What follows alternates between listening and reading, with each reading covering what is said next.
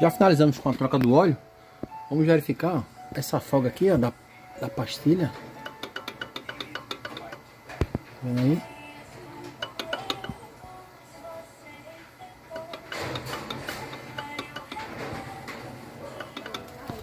Comparado do lado esquerdo,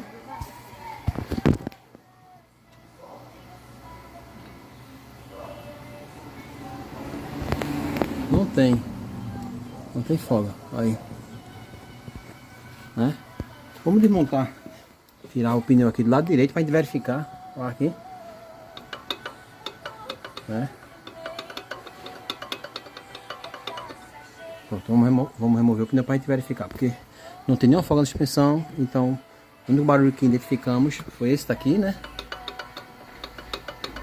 Mas justamente que é o lado que o cliente está relatando, comparado ao daqui que a gente mexe e a pastilha não tem folga. Isso aqui é uma mola de pressão, né? Que ela vai junto aí, instala junto com a pastilha, né? Para evitar justamente esse barulho. Isso aí. Pneu instalado, vamos conferir novamente. Aqui.